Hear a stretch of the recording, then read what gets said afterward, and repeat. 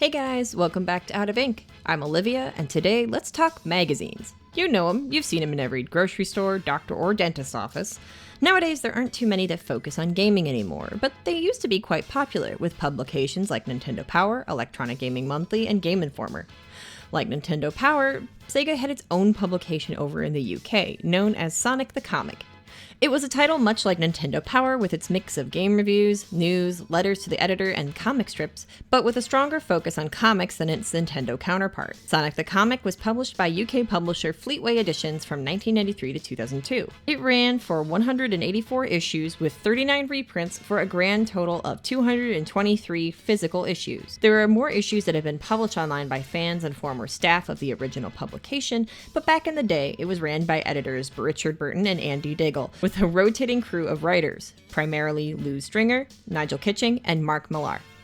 If those names are familiar, Mark Millar is the writer of Kick-Ass, Lou Stringer is a prominent UK comic writer, including writing the Doctor Who comic, and Nigel Kitching is one of the longest returning writers for Fleetway's Sonic the Comic.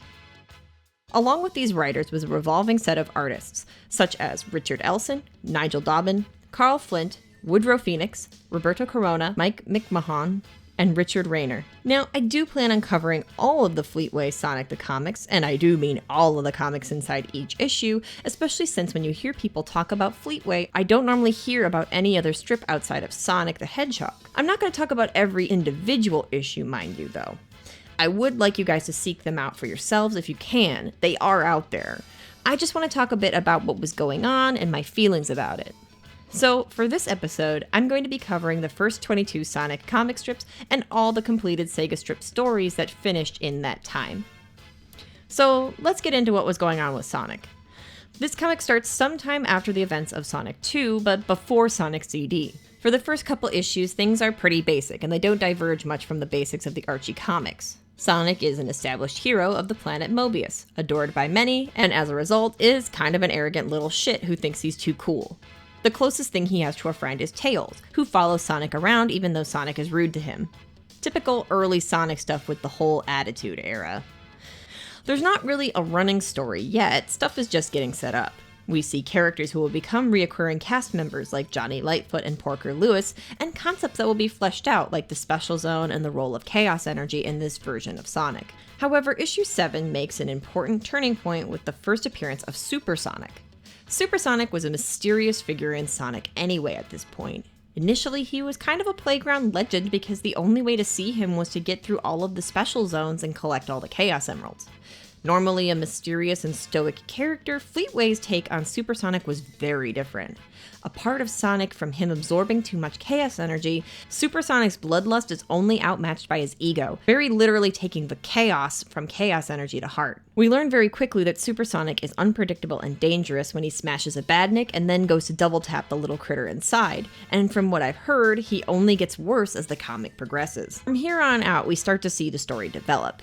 Issue 8 shows both Sonic and Robotnik's backstories. This marks another interesting divergence from most depictions of Sonic the Hedgehog and Dr. Robotnik, or Eggman, as Sonic was a normal hedgehog who befriended a kindly scientist named Dr. Ivo Kintobor, who we briefly saw in issue 6. Kintobor gave Sonic the power sneakers, and his experiments infused Sonic with enough chaos energy to give him super speed. Kintobor was also in an accident involving some of the chaos energy and a rotten hard-boiled egg, which mutated him into Dr. Robotnik, or Eggman.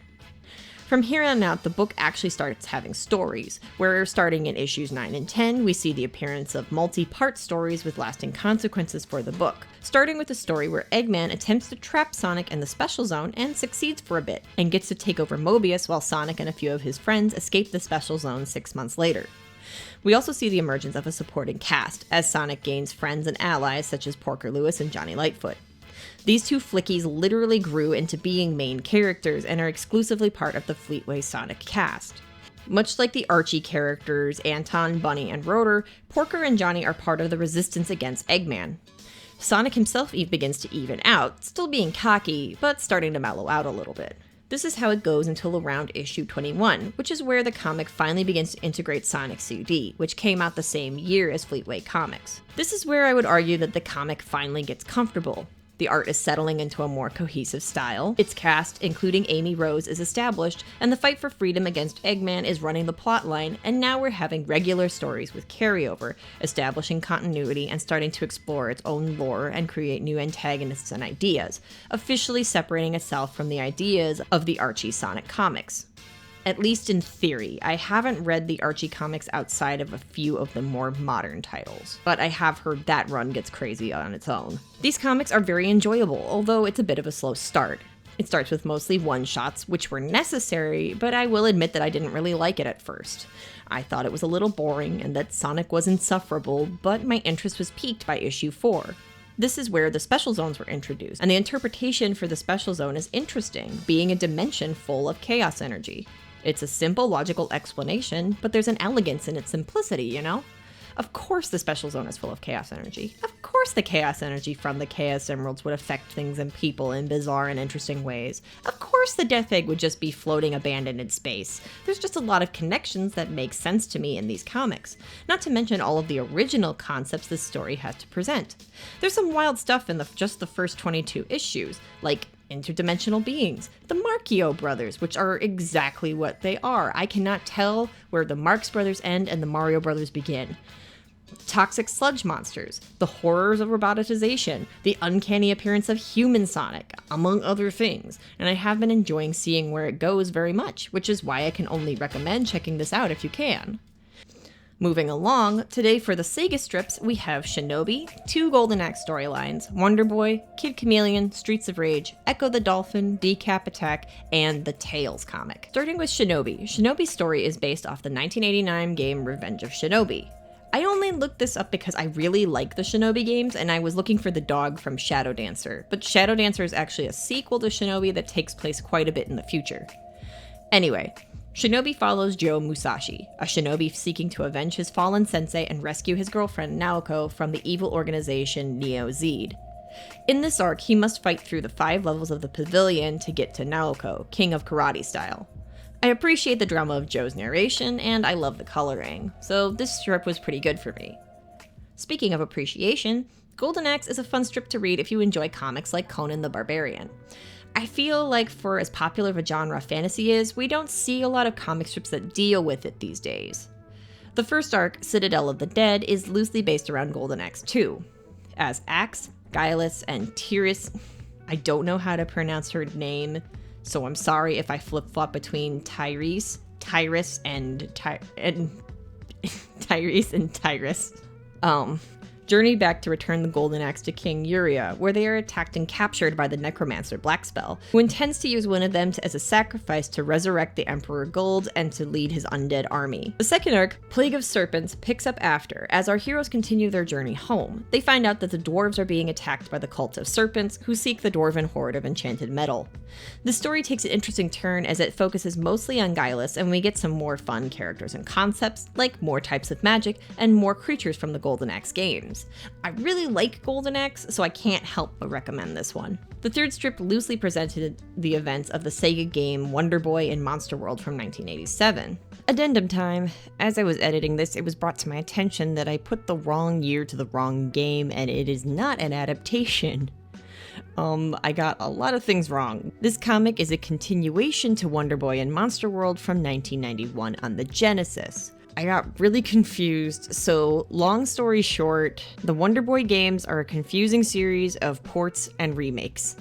So, if you've never heard of Wonder Boy, that's okay. It's a series of games that started as an arcade game in 1986 that has produced several sequels, ports, and remakes since, even as recently as 2021 with the new installation called Wonder Boy, Asha, and Monster World. The only reason why I know about this one is because I really liked the remake of Wonder Boy and the Dragon's Trap. Anyway, Wonder Boy follows the heroic Xion as he goes to rescue his village from the demon world and break the demon's curse. This one is interesting, but honestly I prefer the other titles more. For example, there's Kid Chameleon. Kid Chameleon strip was so interesting I went and tried playing the Kid Chameleon game. It was alright if I'm going to be honest. The comic's interpretation is much more engaging. Cool Kid Casey goes to an arcade after his crush Susie and her date Brad go to check out an amazing virtual reality game called Wildside. Going inside, Casey learns that the game is very real and the creatures inside it are trying to capture the kids who play it. However, Casey mysteriously has the ability to turn into different heroes of the game, all of which have kick-ass designs by the way, so he's able to fight back. I really liked this one, and I hope this was one of the comic strips that come back in future issues. Another comic strip I reveled in was Streets of Rage, but that's kind of cheating since this was the strip that Mark Millar wrote based on a game that I really enjoy. It's a really good comic adapting the second Streets of Rage game, surrounding good cops Blaze and Max getting revenge for their friend Axel, who was beaten within an inch of his life by the corrupt cops of their precinct.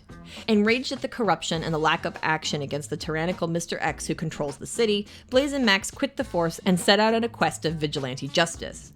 This one definitely sticks out as one of the best strips, being a triple threat of good art, writing, and action. Speaking of good art though, we have to talk about Ecco. Ecco isn't the most action-heavy title, but Ecco the Dolphin's game and comic make for a unique experience. Ecco has quite beautiful artwork with lovely painted backgrounds and well-drawn creatures, but these pretty and sometimes unsettling images are a must for Ecco since this matches the game. The story is interesting too, being set before the events of Ecco the Dolphin, like the Kid Chameleon comic, and I will say it got me interested in Ecco, although I have been warned by my wife of the horrors of the deep has to offer. Speaking of horrors, there's also DeCap Attack. Okay, I kind of reached for that segue. DeCap Attack may be based on all things creepy, but like its Genesis inspiration, it definitely leans more on the kooky side. It's full of dry, grisly humor and silly, dark gags, and I couldn't have loved it more. It's delightfully dumb, occasionally gross, and an all-around good time. The last comic strip comes back around to Sonic with Tails' own comic strip. This was fresh after Tails' first appearance in Sonic 2. All that established about Tails is that Sonic rescued him from some bullies, and Tails started idolizing Sonic after that. Fleetway took advantage of that lack of information by giving Tails an origin. This strip reveals that Tails is from a fantasy-style alternate dimension known as the Nameless Zone. Because of his letters home to his parents with his exaggerations, Tails' peers think that he is a great hero on Mobius and ask him to return to help them solve various important quests. It's a fun little strip, it's nice to see Tails get a little love, and honestly, I kind of wish this was canon because it would make Tails' relationship with technology all the more interesting to me. I just think that would be such an interesting way to spin it. But in the meantime, it's a really funny series and it's got a lot of heart, and I like the style of illustrations. I think I'm more in love with the concept itself though. Honestly, I can't recommend checking out the Fleetway titles enough. I'm going to be coming back to another batch of Fleetway books, so please like and subscribe to stick with me on our journey into chaos. For more Sonic content, please check out my good friend Spiny Norman's channel, or stick around to see my wife Cass cover more games, including Sonic, here on Smash Pack. Thanks for listening, and I'll see you guys next time, here on Out of Ink. Bye!